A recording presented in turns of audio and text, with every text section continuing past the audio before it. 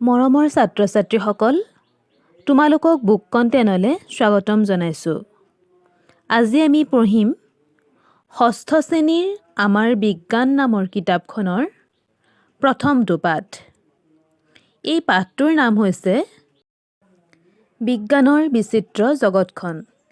এই পাঠটোত আমি বিজ্ঞানৰ কিনো অৱদান আছে, বিজ্ঞান মানসিকতা কেনেকৈ সৃষ্টি হয়, এই সম্পৰ্কে পঢ়িবলৈ পাম। তোমালোকে পাঠটো সুন্দৰভাৱে পঢ়ি চাবা। আজি আমি অনুশীলনীৰ প্ৰশ্নসমূহ আলোচনা কৰিম।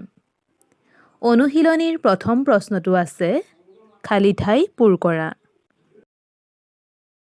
প্ৰথম খালী ঠাইটো দিছে বিজ্ঞান হ'ল ডেছ আৰু ডেছৰ জৰিয়তে লাভ কৰা জ্ঞান।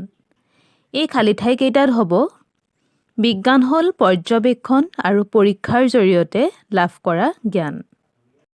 বিটো দিছে পৰ্যবেক্ষণ, ডেছ আৰু পৰীক্ষা এই পৰ্যায়কেইটাৰ সমষ্টিয়েই হ'ব বিজ্ঞানসন্মত পদ্ধতি।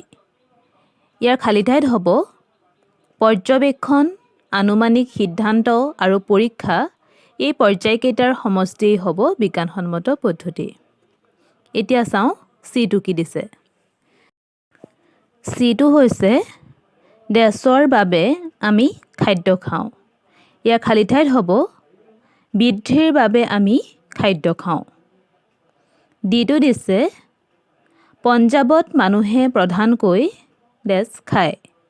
ইয়াৰ খালী ঠাইটোত হ'ব পঞ্জাৱত মানুহে প্ৰধানকৈ ৰুটি খায়।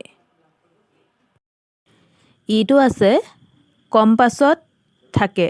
এই খালী ঠাইটোত হ'ব কম্পাছত চুম্বক থাকে। ২ নম্বৰকেইটা দিয়া আছে শুদ্ধ উক্তিটোত ৰাইট চিন দিয়া। প্ৰথম বাক্যটো আছিলে আমি সদায় স্বাস্থ্য ভালে ৰখা খাদ্যহে খাব লাগে। এইটো শুদ্ধ। আমি সদায় আমাৰ স্বাস্থ্য ভালে থকা খাদ্যহে খাব লাগে। বিটো আছে পানীৰ অবিহনে আমি জীয়াই থাকিব পাৰোঁ। এই বাক্যটো অশুদ্ধ। পানীৰ অবিহনে আমি জীয়াই থাকিব নোৱাৰোঁ। চিটো হ'ব বৰষুণ হিচাপে পানী আকাশৰ পৰা মাটিত পৰে। এই বাক্যটো শুদ্ধ বাক্য। ডিটো দিয়া আছে ওলোমাই ৰখা চুম্বক এডাল সদায় পূবা পশ্চিমা হৈ থাকে। এই বাক্যটো অশুদ্ধ। আমি পাইছিলোঁ যে ওলোমাই ৰখা চুম্বক এডাল উত্তৰা দক্ষিণা হৈ থাকে, ই পূবা পশ্চিমা হৈ নাথাকে। ইটো আছে হিমালয়ৰ ওপৰ অংশ আৰু মেৰু অঞ্চল বৰফেৰে ঢাক খাই থাকে। এই বাক্যটো শুদ্ধ। হিমালয়ৰ ওপৰ অংশ আৰু মেৰু অঞ্চল বৰফেৰে ঢাক খাই থাকে। এতিয়া আমি চাওঁ ৩ নম্বৰ প্ৰশ্ন। ৩ নম্বৰটো দিয়া আছে চমু উত্তৰ দিয়া। প্ৰথম প্ৰশ্নটো দিছে মহাকাশচাৰীয়ে মহাকাশত পৃথিৱীখনক কিহৰ নিচিনা দেখে? ইয়াৰ উত্তৰ হ'ব মহাকাশচাৰীয়ে মহাকাশত পৃথিৱীখনক এটা নীলা মাৰ্বলৰ নিচিনা দেখে। আমি যদি মহাকাশৰ পৰা পৃথিৱীখনলৈ চাওঁ তেতিয়া পৃথিৱীখনক এটা সৰু নীলা ৰঙৰ মাৰ্বলৰ নিচিনা দেখা পাম।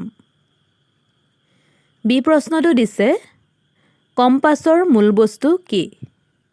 ইয়াৰ উত্তৰ হ'ব কম্পাছৰ মূল বস্তু হৈছে চুম্বক। চুম্বক এটুকুৰাই হৈছে কম্পাছ এডোখৰৰ মূল বস্তু। চিটো দিয়া আছে ওলোমাই ৰখা চুম্বক এডাল কোন দিশত মূৰ কৰি থাকে? ইয়াৰ উত্তৰ হ'ব ওলোমাই ৰখা চুম্বক এডাল উত্তৰ আৰু দক্ষিণ দিশত মূৰ কৰি থাকে। ডিটো দিছে নাবিকসকলে সাগৰত কিদৰে জাহাজৰ দিশ নিৰ্ণয় কৰে? ইয়াৰ উত্তৰ হ'ব নাবিকসকলে কম্পাছ ব্যৱহাৰ কৰি জাহাজৰ দিশ নিৰ্ণয় কৰে। সাধাৰণতে নাবিকসকলে জাহাজখন কোন দিশত চলালে ভাল হ'ব বা কোন দিশত সাগৰৰ ঢৌ নাথাকিব এই কথা জানিবৰ কাৰণে কম্পাছ ব্যৱহাৰ কৰে। ইটো দিয়া আছে বিজ্ঞানসন্মত পদ্ধতিৰ পৰ্যায়কেইটা কি কি? ইয়াৰ উত্তৰ হ'ব বিজ্ঞানসন্মত পদ্ধতিৰ পৰ্যায়কেইটা হৈছে পৰ্যবেক্ষণ, আনুমানিক সিদ্ধান্ত আৰু পৰীক্ষা।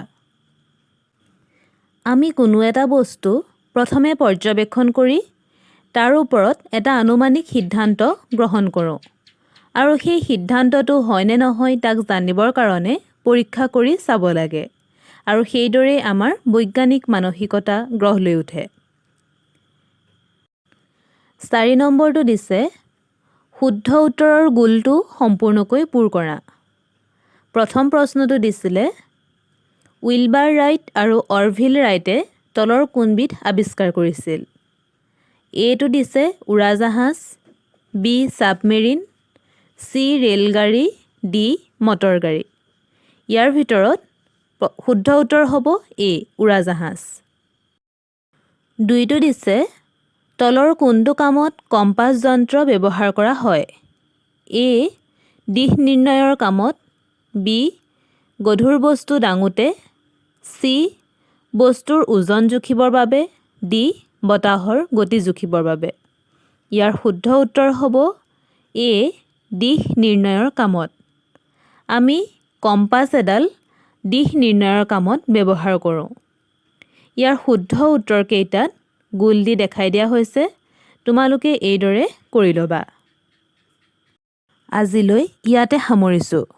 দ্বিতীয় পাঠটোৰ সৈতে আমি পুনৰ লগ পাম। ধন্যবাদ।